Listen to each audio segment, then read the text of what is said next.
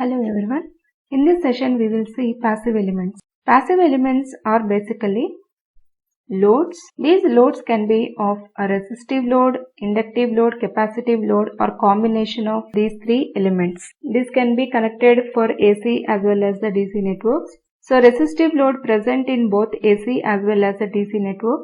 Inductive and capacitive load preferably present in the AC network. It is the representation of the resistive element where it can be used both in AC as well as the DC network, inductive parameter as well as the capacitor.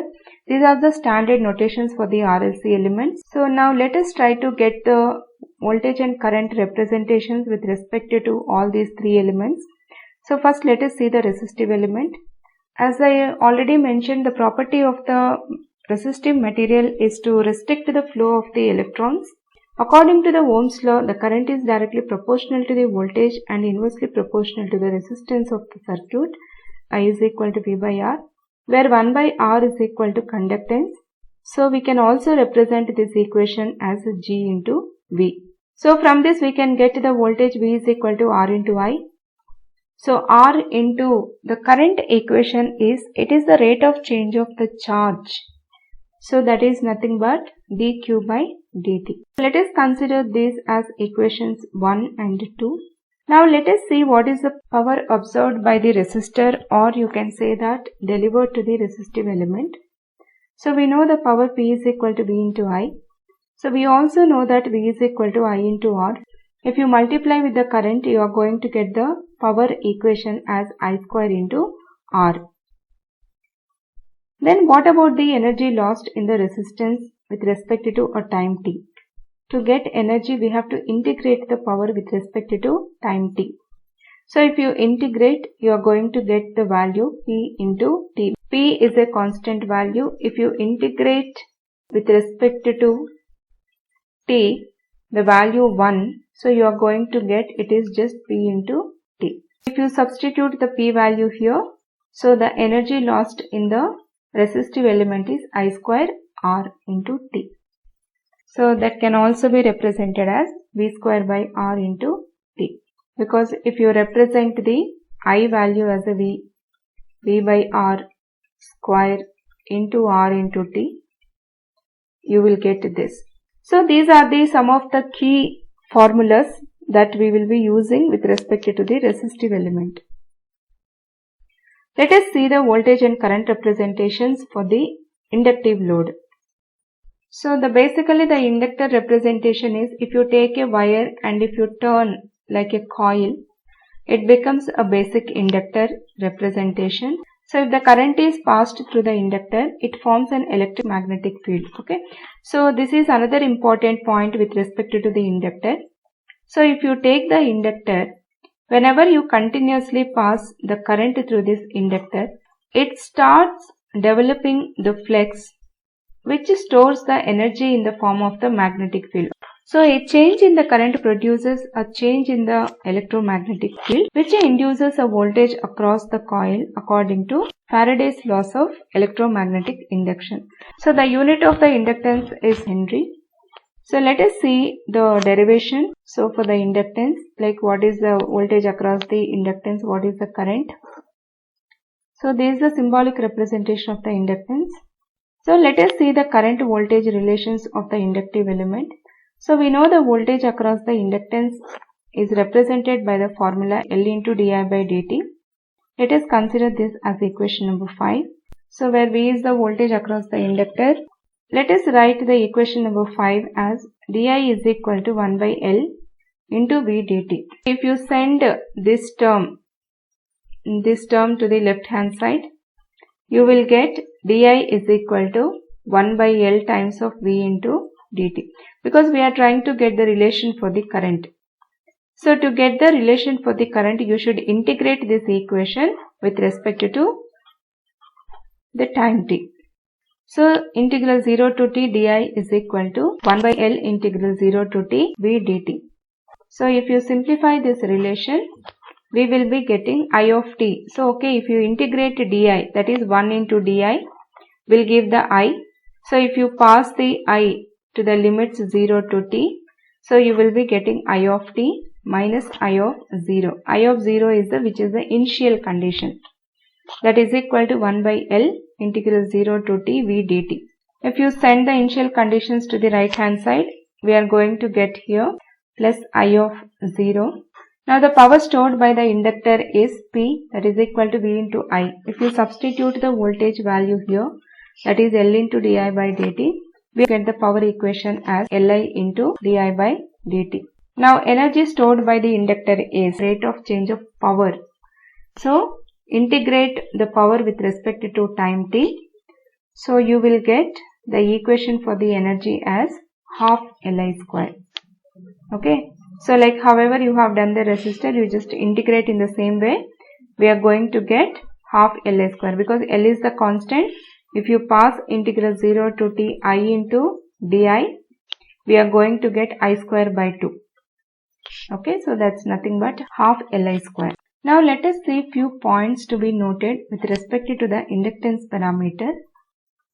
The induced voltage across the inductor is 0. The current through it is constant. So it's very important that whenever there is a change in the current, then there will be a change in the flux, then the induced voltage will produce. If there is a constant current, then there will not be any voltage across the inductor. It means that the inductor acts as a short circuit to the DC. For a small change in the current flow, there will be an infinite voltage across the inductor. So that cannot be possible practically. So that is the reason we say always that the inductor does not allow the current changes abruptly. It takes some time. Over the time period, it will allow the changes in the current but not suddenly. So the conclusion is, in a fixed inductor, the current cannot change abruptly. A pure inductor never dissipates energy, only stores it.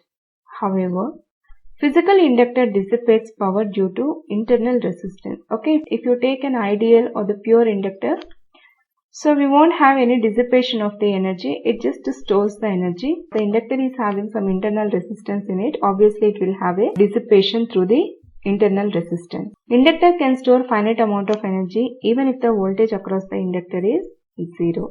So out of these points, what are the two important points that you people should always remember with respect to the inductor is? The first point is the inductor acts as a short circuit to DC. If you apply a DC supply to an inductor, it behaves as a short circuit. Another thing is the inductor does not allow the sudden changes. Okay, it cannot change abruptly. Now let us see the last passive element, that is nothing but capacitive element. So if you take any two conductive surfaces with an insulating medium, there will exist some voltage drop or the potential drop across these elements. So which is nothing but the capacitance. So the capacitor stores the energy in the form of the electrostatic field. So the capacitance is always denoted by the letter C. So the unit is farads and the symbol of capacitance is represented as like this. Okay, so two electrodes with an insulating medium or the dielectric. So we know a capacitor is said to have a greater capacitance if it can store more charge per unit voltage. So usually the capacitance is represented with the formula charge per unit voltage. So or else C is equal to Q by V. So the small q and small v represents for the instantaneous values. We can write the above equation in terms of the current, that is I is equal to C into dV by dt. We know I is equal to dq by dt. If you send these terms this side, you will get dV. Keep this differential voltage alone. Remaining terms you send to the left side. So we will be getting dV is equal to 1 by C into I dt. Now by integrating the both sides, you will get the voltage. So the voltage equation will be, so V of t minus V of 0 equal to, it's not 1 by L, it's 1 by C. So we will get 1 by C integral 0 to t I dt. Let us send the initial voltage value, that is V of 0, to the right side. So you will get 1 by C integral 0 to t I into dt plus V of 0. So this is the equation for the voltage with respect to the capacitive element. Power stored by the capacitor. So the power P is equal to V into I. So the current equation we have I is equal to C into dV by dt.